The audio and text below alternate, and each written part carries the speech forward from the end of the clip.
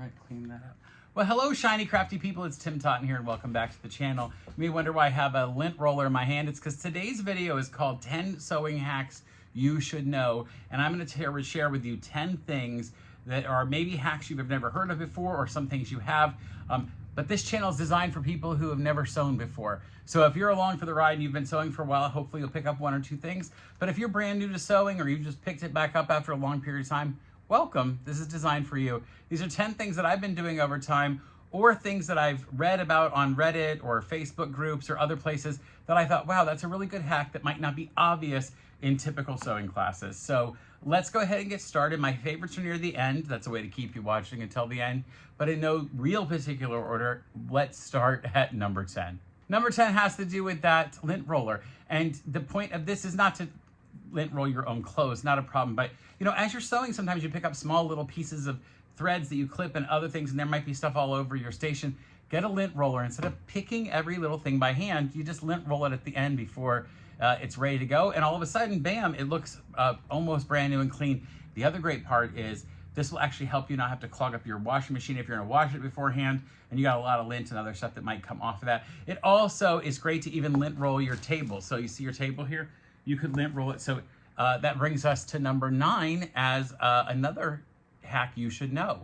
Number 9 is that if you have one of these self-healing mats and you get pieces and parts and stuff stuck into it, you can actually use a lint roller to clean that. And what you do is sort of you lift your self-healing mat and give a little bend to it, and then you can clean out those pieces and parts that might be wedged inside. So sometimes when you do these, you get stuff stuck in, and you see, look how nasty that is. That came out of just this self-healing mat.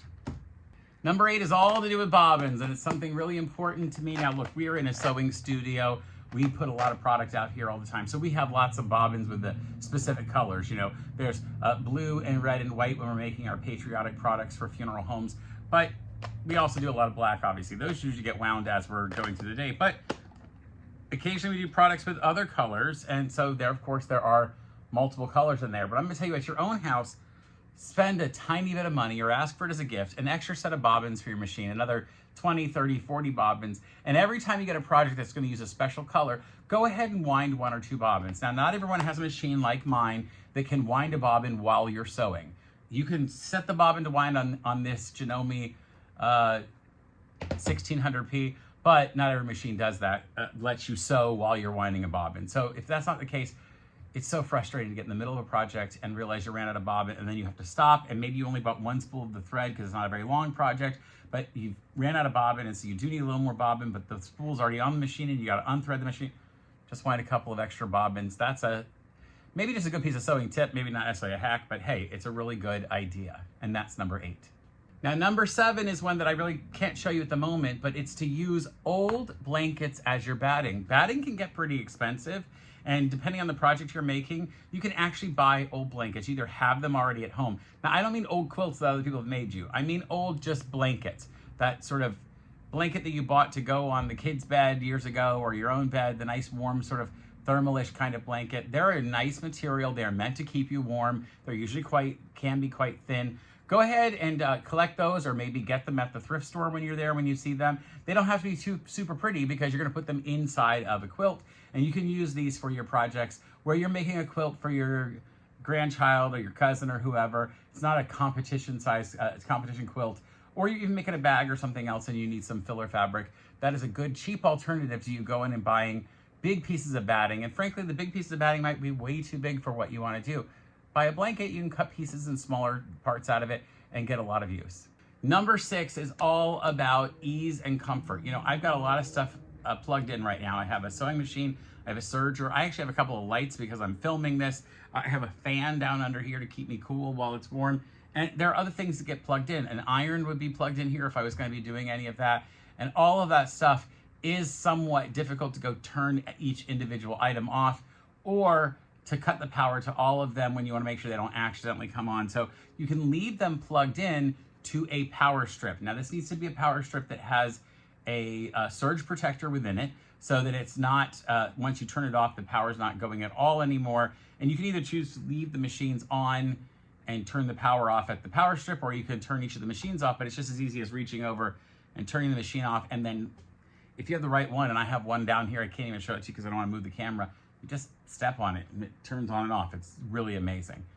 Number 5 is about another place to find rather expensive items. And think about the last time you needed a 6-foot long zipper. Where did you get one? You probably had to go to the store, and if you're at one of the big box stores or a big department store, I mean, what are the odds you even find a 6-foot zipper? And if you do, it's going to be super expensive. I bought like a 22-inch zipper the other day that I needed, a very specific one for one of these projects, and it was like $4. So what I do is I look for people who are throwing out things with zippers. Now this is a bag. It's the zipper on this bag is 6 feet long, and this bag is designed for a one of those like 10 by 10 tents that people put up, the pop-up tents that they use for exhibits and shows, and like vendors use it whenever they're going to be like at a farmer's market or something. Those things, people run through them pretty quickly. Like they're gone and broken. Maybe they last a year or two depending upon. But if you know some people who do those vendor events and ask them, hey, next time you get rid of your tent because it broke and you don't know what to do with it, there's parts of it that you could reuse. One of them would be the bag. Not only does it have a super long zipper on it, but it also has nice webbing for handles.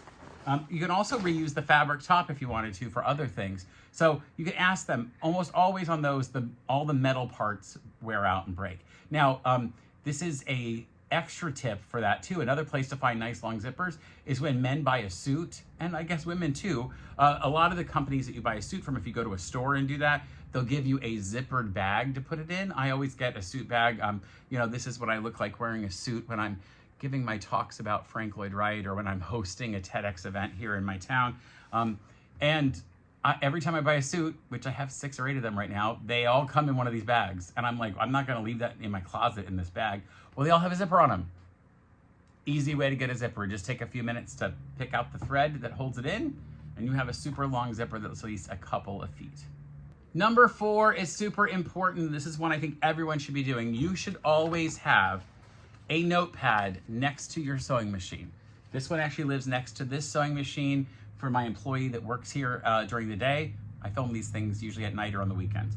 And this is a new one because she hasn't written anything on this one yet. She makes all kinds of notes. And the biggest thing you should be doing whenever you're sewing is if you get to a part where you have to make adjustments to your machine, change the tension, the stitch length or something else for a specific type of fabric or a specific needle, you should write those things down. And once you get a good long list of those things, of the stuff you use regularly and the different kind of needles, you should really, I'm going to encourage you to get them printed on a little piece of paper and tape it with clear tape onto the side of your sewing machine so it's always there and available. You always know what those settings are because frankly, you're going to do them again and again. You're probably going to try to stitch denim again and realize, oh, I really need this other needle and I need to change my settings to these settings. Or I'm doing a stretch knit. And even though my machine is only a straight stitch machine, it doesn't have all those extra fancy stitches, you might find the perfect stitch and go, well, it's just listed as number 21 on my machine. Well, if you're doing a specific type of fabric or project, make a note and then you can keep track of it. And you don't have to try to remember because frankly, I don't know about you, but my memory is virtually gone. And I'm constantly referring back to old notes. So go ahead and make yourself notes so that your future sewing self has a whole lot less drama and trauma trying to put together projects, and you'll have so much more fun. I told you I'd save some of my favorites for last, and these last 3 are some of my absolute favorites. And one of them is that now anytime I start a project, because I'm doing at least 52 of these videos every single year and sometimes more, I like to make sure that I put all of those details together and sort of plan them out. So I've gotten some pretty big Ziploc bags. Now these are quite large, but you can get even bigger. And I put my projects together. This is what I've been putting together for a future project. There's some heavier fusible web in here, fusible stabilizer, and some fabric and a zipper and that sort of thing. You can even print out your pattern pieces and put them in here. And those are super important. If you go ahead and do that, you could even write on the outside of this, just use a Sharpie and let it dry before you touch it so it doesn't smear. You can keep track of all of your future projects and hold them this way. You can even put a little hole in them and hang them on the wall on a nail if you need to. This will help you keep all of your sort of projects separated, unless you're just doing gigantic projects. But this is a pretty large Ziploc bag. I think this is either the 13 by 13 or something bigger than that. And you can find these in many places. You just go look for where. One of the places I go a lot to go get Ziploc bags, you can get unusual sizes. If you go to like one of the outlet stores, like I go to one called Ollie's here in the United States, and they have sort of the products that didn't quite make it and they're trying to get rid of, they're closing them out. I found some of the most unusual Ziploc bags there, and pretty fun, big, crazy ones. Sometimes they're, you know, decorated for Halloween or Christmas or something, but why not use them and be able to get all of your pieces and parts put together from the beginning of a project. Number 2 is in this same regard, and this is when you go to a store and you buy a fabric that you really like that you're going to use for a project, and maybe you're like the rest of us and you go ahead and buy an extra quarter of a yard, or just to be safe, a half a yard, or just to be really safe, an entire extra yard. You know who you are. Unless you do that, you might get to the end of a project and realize, oh, I need another quarter yard, I need another half a yard. How are you going to figure out what the fabric is? Are you going to go find your receipt from the fabric store and try to track it down? The best plan, seriously, your best plan is to make a list. The minute you buy that fabric for a certain project, write down where you bought it, the codes, right? The codes for it, or the name of it, or the specific details about it, and put it in the bag. Write it down. You can even create a project sheet if you wanted to, where you write down those details.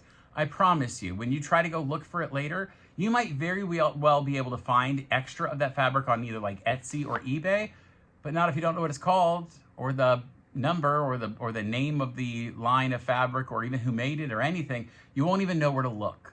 So make sure you write that stuff down and you'll know for the future. Again, don't trust your memory, because there's no way you can remember all the fabric in your stash.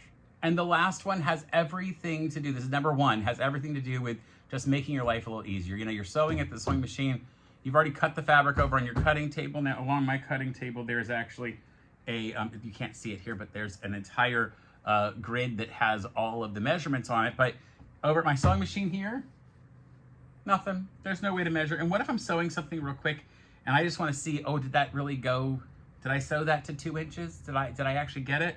Well, you can get an extra measuring tape, and just go ahead and glue or tape this right down along the front of your machine.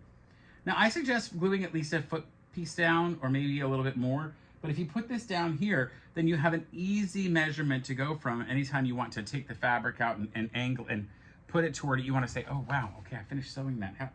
Oh, okay, so that's exactly 5 inches. Okay, that's what I wanted.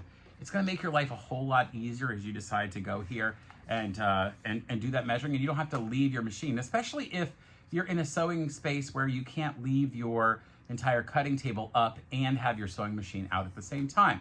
So if you can have it, now if you need to, now my machine's sunken down into a table. You could even just tape this or glue this to the front of your machine. So I'm going to show you here, like you could put it here on the front of the machine, or this machine will have to come out and you could glue it on the front there. Now, maybe your machine already has a measuring tape on it. If it does, you're in good luck. You don't need to worry about it. But for those machines that don't, maybe older ones or certain machines that don't, this is a great way to add a piece to it so that you can make sure that you have exactly what you need at the sewing machine. And one last little tip that I think is so much fun, that is an extra. You get a bonus. Same thing about measuring. If you're trying to figure out what a quarter of an inch is, I've seen people who actually have like tattoos on their hand, like they have on their hand, they have an inch, 1 inch, half an inch, whatever else. You could though, and I've seen people do this if they're hand stitching, they'll actually measure out with a pen and draw on their hand a 1/4 of an inch seam allowance. So if they're hand stitching, can you see that? They can see. Now that might be a little bit extreme. You may not want to actually draw on your fingers or get a tattoo, but you never know. If you're going to be doing a lot of something, especially if you're hand stitching something, you might want to be able to know what is a 1/4 of an inch. And by just drawing it on your thumb, drawing it out there on your thumb, you could save yourself the work of having to constantly put it against a ruler. All right, folks, that has been 10 sewing hacks that I think you should know. I'll let you know I actually had 30 on the list, and so I might come back with another video soon, but I just want you to think about the ways that you can improve what you're doing, find shortcuts, find hacks, things that'll make it easier for you to do so that when you're sewing, you're more enjoying the sewing than having to figure out, oh, did I do this exactly the way everyone's supposed to do it? No, if you find a great shortcut or a great way that makes your life easier, go for it. And if you find some cool, fun hacks, write it down in the comments below. I'd love to hear what you're doing in an unconventional way when it comes to being in your sewing studio or in your sewing room. And until next time, my folks, stay crafty. Bye for now. I definitely want to make sure that I collect that 6-foot zipper because there's a huge project coming up on the channel. Stay tuned.